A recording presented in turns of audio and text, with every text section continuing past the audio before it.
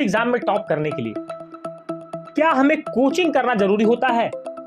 यह एक ऐसा सवाल है जो हर बोर्ड परीक्षार्थी के मन में चलता है कि अगर हमें बोर्ड एग्जाम में अच्छे मार्क्स स्कोर करना है, टॉपर्स की लिस्ट में हमें अपना नाम लाना है, तो क्या हमें कोचिंग करना चाहिए या नहीं।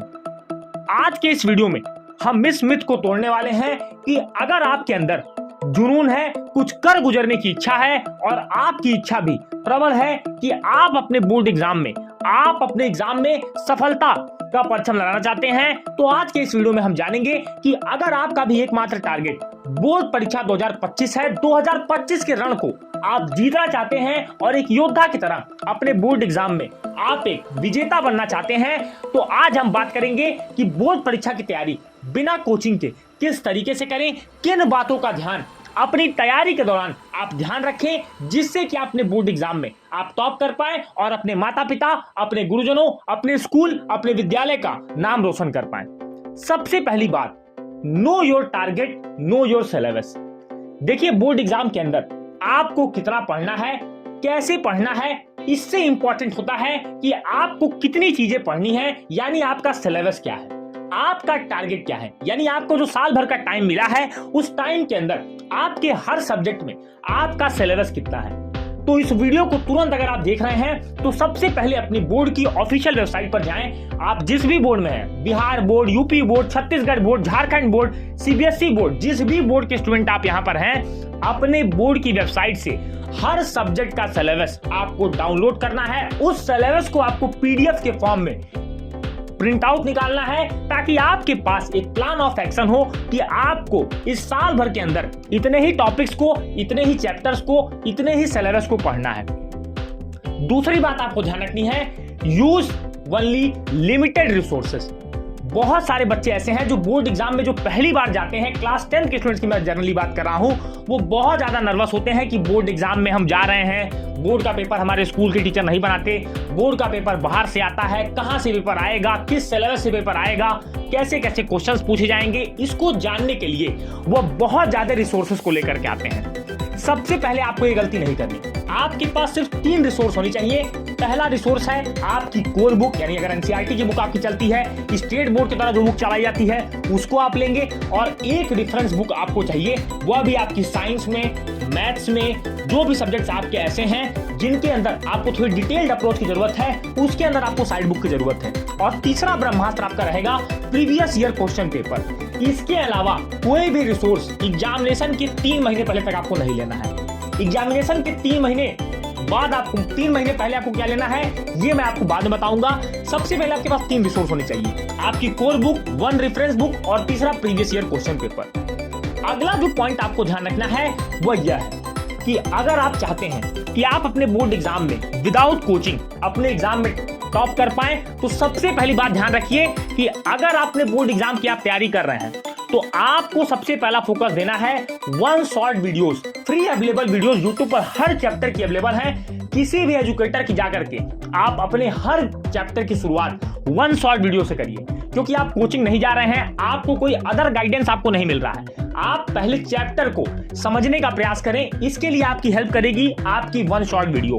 1 शॉर्ट वीडियो को देखने के बाद आपको अपने चैप्टर की अंडरस्टैंडिंग बनेगी, फिर उसके बाद आपको किताबें रीड करनी है। और इस बात का ध्यान रखिएगा कि अपने एनसीईआरटी की बुक की, अपने कोर बुक के हर सवाल को, एग्जाम्पल, एक्सरसाइज, इंटेक्स्ट क्वेश्चन, इन सभी को आपको सॉल्व करना है, इन सभी के आपको नोट्स बनाने हैं। अगर आप ऐसा करते हैं तो आप अपने चैप्टर की पूरी अंडरस्टैंडिंग रखेंगे, कोई भी प्रॉब्लम आपको नहीं आने वाली।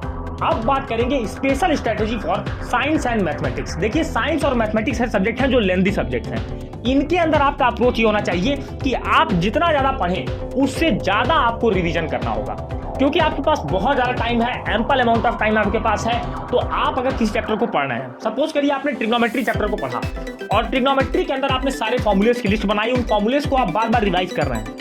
अगर आप उनका रिवीजन कर रहे हैं तो आपके दिमाग से वो चैप्टर, उसके कॉन्सेप्ट्स कभी भी आप नहीं भूलोगे। लेकिन अगर आपने trigonometry, polynomial, real number, linear equation chapter लगातार आप पढ़ते चले जाएंगे और आप रिवीजन नहीं करेंगे, तो आपको बहुत ज्यादा प्रॉब्लम आने वाली है। अब बात आएगी कि सर हम चैप्टर्स को पढ़ें कैसे। देखिए, आपको 3 स्टेप में अपने चैप्टर को पढ़ना है। पहला है रीड ओनली, आप बस चैप्टर को एक बार रीड कर जाइए। चाहे मैथमेटिक्स का चैप्टर हो, चाहे वह साइंस का चैप्टर हो, किताब में जो भी वर्ड है, जो भी पैराग्राफ, जो भी टॉपिक्स दिए हैं, उन टॉपिक्स को सिर्फ आप पढ़िए।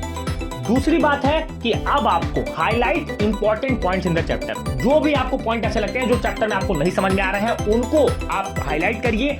उन टॉपिक्स को नेट के हेल्प से आप देखने का प्रयास करिए। तीसरी बात यह है कि आपको स्कूल डेली जाना है। देखिए, जब आप कोचिंग नहीं जा रहे हैं तो आपका मेन फोकस होना चाहिए जो आपकी क्लास में स्टडी कराई जा रही है, जो आपके क्लास में टीचर्स पढ़ा रहे हैं, उनसे आप कितना ज्यादा आउटपुट ले सकते हैं। उसके लिए आपको 2 स्टेप करने होंगे, सेल्फ इन्वॉल्वमेंट, सेल्फ कॉन्शियसनेस।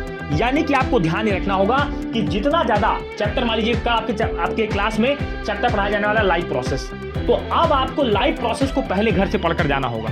जब आप अपने घर से पहले पढ़कर जाएंगे तो जब क्लास में टीचर आपको एक्सप्लेन करेगा तो आप ज्यादा क्वेश्चंस उससे पूछ पाएंगे, ज्यादा टॉपिक्स को आप समझ पाएंगे, चीजों को बहुत आसानी से आप कर पाएंगे। ये चीजें जब आप करेंगे तब अपने टीचर से आप ज्यादा आउटपुट ले पाएंगे।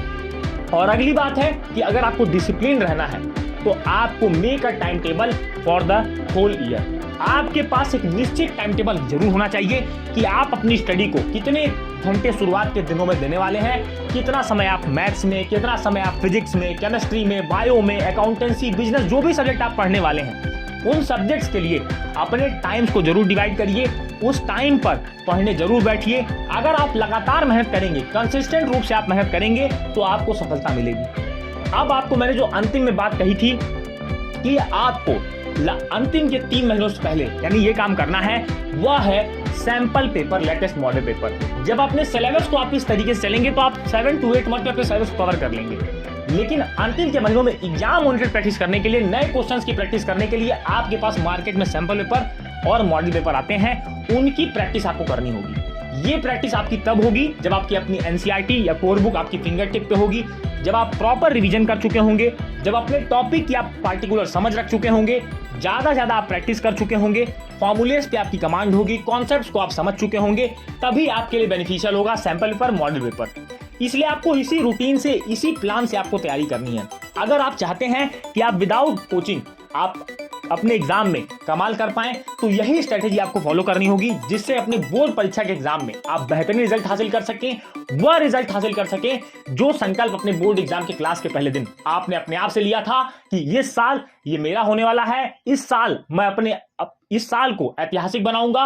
उम्मीद करूंगा कि यह वीडियो आपको बोर्ड परीक्षा 2025 के लिए एक गाइडेंस दे पाया होगा, आपके अंदर से आपकी जुनून को बाहर लाने में सफल रहा होगा। इस वीडियो को लाइक करें, इस वीडियो को अपने हर उस योद्धा में, हर उस वॉरियर में शेयर करें जो बोर्ड परीक्षा 2025 के रण को लड़ने वाले हैं। मिलेंगे अपने अगले वीडियो में, तब तक के लिए जय हिंद, वंदे मातरम।